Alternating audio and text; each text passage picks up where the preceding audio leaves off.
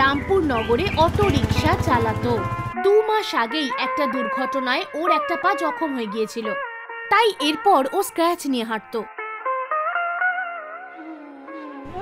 এখন ওর অটো চালাতে খুব সমস্যা হতো। পুরো বাড়ির দায়িত্ব ছিল ভোলার উপর। ওর বাড়িতে স্ত্রী কমলা আর 2 মেয়ে প্রীতি আর নিধি থাকতো।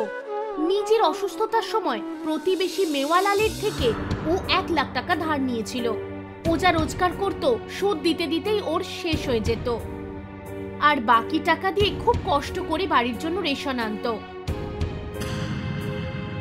মেওয়ালাল নিজের পয়সা ফেরতের জন্য ভোলাকে সব সময় উল্টো পাল্টা কথা শোনাতো, কিন্তু ভোলা কিছু না বলে সহ্য করত। ভোলা ভগবান শঙ্করের ভক্ত ছিল। যাই হয়ে যাক, ভগবানের দর্শন না করে ও নিজের কাজে বেরোতো না। ও স্টেশনে অটোরিকশা নিয়ে যেত আর ওখান থেকে যা যাত্রী পেত যাদের নির্দিষ্ট জায়গায় ও পৌঁছে দিত। সকাল থেকে রাত পর্যন্ত ভোলা কঠোর পরিশ্রম করত, কিন্তু ওর তো দিন পরিবর্তন হচ্ছিলই না। একদিন যখন ও কাজ থেকে বাড়ি ফিরল, ও মেওয়ালালকে নিজের বাড়িতে দেখতে পেল। আজ 7 তারিখ হয়ে গেল, তুমি এখনো পর্যন্ত সুদের টাকা দিলে না। যদি এই মাসের মধ্যে তুমি আমার সব টাকা মেটাতে না পারো, তাহলে তোমার এই অটো আর তোমার এই ঘর বিক্রি করে আমার সব টাকা তুলে নেব। দাদা, এই নিন আজকের সম্পূর্ণ উপার্জন 400 টাকা। ব্যাস এতটুকুই, বাকি টাকা কে দেবে? দাদা, আজকাল কম প্যাসেঞ্জার আসছে, তাই টাকাও কম উপার্জন হচ্ছে। তুমি আমাকে মূর্খ পেয়ে গেছো। পয়সা বাঁচিয়ে সঞ্চয় করছো আর আমায় বলছো উপার্জন কম হচ্ছে। না দাদা, আমি যা উপার্জন করি সব থেকে প্রথমে আমি আমার ধার মেটানোর চেষ্টা করি। নিজের কাছে একটা টাকাও রাখি না। আজ আমি যাচ্ছি, পরের সপ্তাহে আবার আসব। আমার টাকা না দিলে ভালো হবে না। পরের দিন ভোলা অটো নিয়ে বেরিয়ে পড়ল, কিন্তু ওই দিন ও একটাও যাত্রী পেল না। ভোলা মনে মনে বলতে থাকলো, আরে এই কি হলো? সকাল থেকে সন্ধে হয়ে গেল, আজ একজন প্যাসেঞ্জারও পেলাম না। আজ বাড়িতে কি খাওয়া হবে? আমি নয় যা হোক করে হোক চালিয়ে নিলাম, কিন্তু মেওয়ালালের টাকাই বা মেটাবো কোথা থেকে?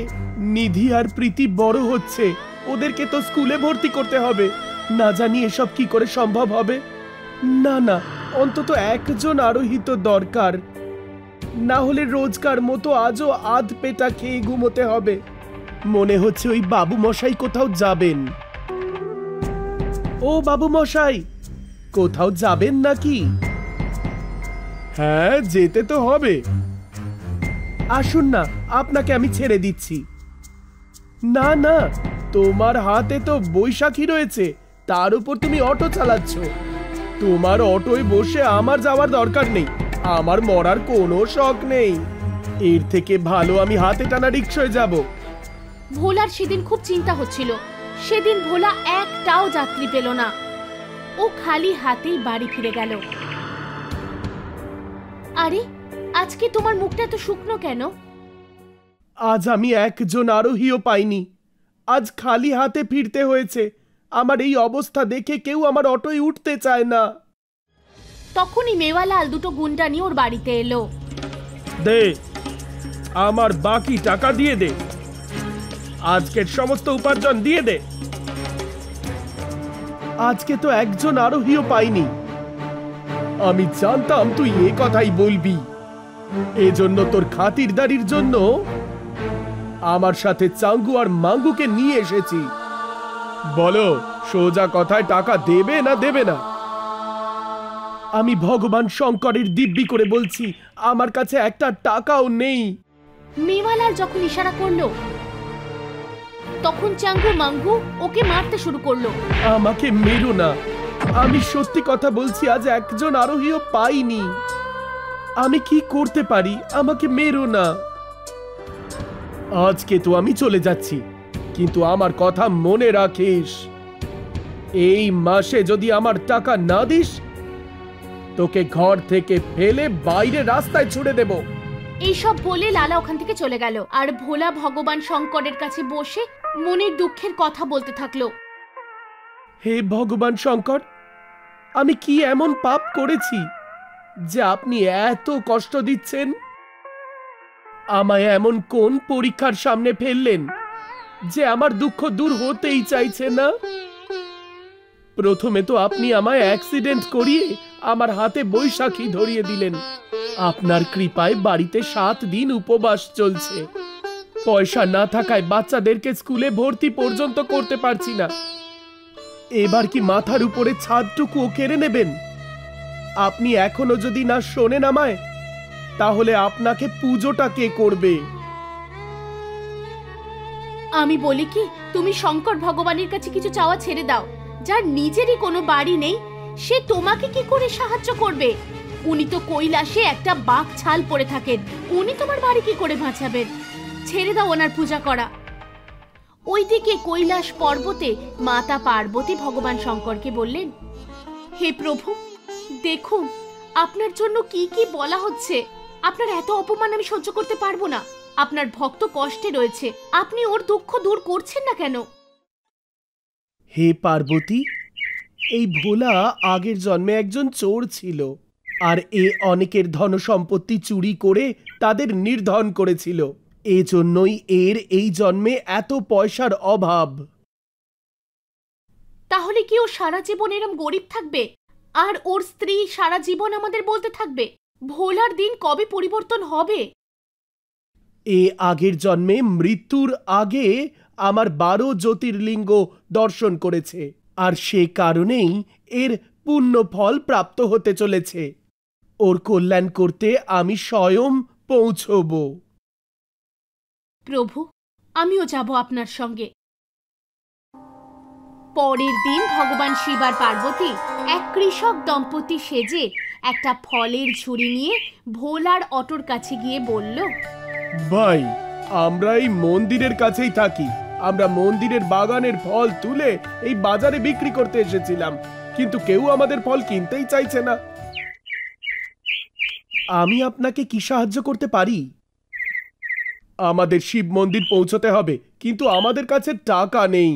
তুমি টাকার বদলে এই ফল রেখে দাও। শিব পার্বতী ভোলার অটোতে চড়ে বসলেন। আমি তো রোজই শিব মন্দিরে যাই, কিন্তু আপনাদের তো কখনো ওখানে দেখিনি।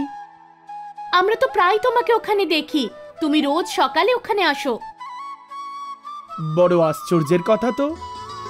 তখনই মন্দির চলে এলো।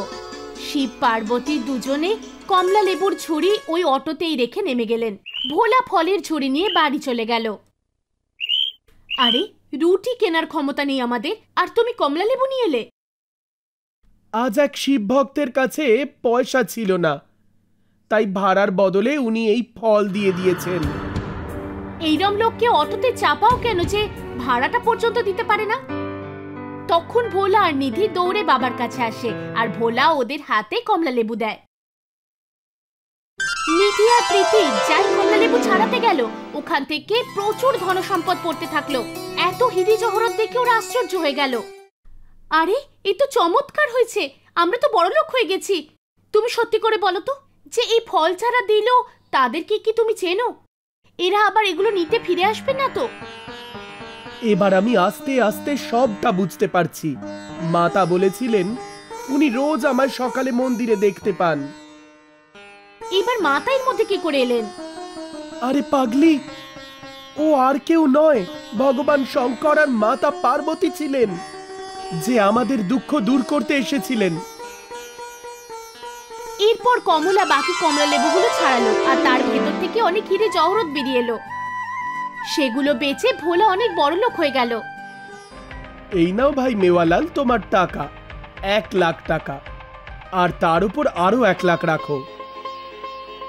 কি 1 লাখের বদলে 2 লাখ দিচ্ছ? হ্যাঁ, এটাও রেখে দাও, কিন্তু একটা কথা মনে রেখো, আজকের পর কোনো দরিদ্রদের বিরক্ত করো না। নিজের সব ধার শোধ করার পর ভোলা নিজের চিকিৎসা ভালো জায়গায় করতে থাকে। আপনার একটা ছোট অপারেশন করাতে হবে, তারপর আপনি ঠিক করে চলতে পারবেন। অপারেশনের পর ভোলার পা একদম ঠিক হয়ে গেল, আর ওকে স্ক্র্যাচ নিয়ে হাঁটতে হতো না।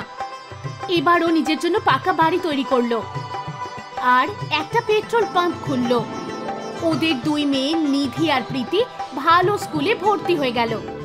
কমলাও এখন ভোলার সঙ্গে সঙ্গে শিব পার্বতীর পরম ভক্ত হয়ে উঠল। বন্ধুরা, আপনাদের এই গল্পটা কেমন লাগলো কমেন্ট করে অবশ্যই বলবেন। এই রকম আরো গল্প শোনার জন্য একে লাইক আর শেয়ার অবশ্যই করবেন। ধন্যবাদ।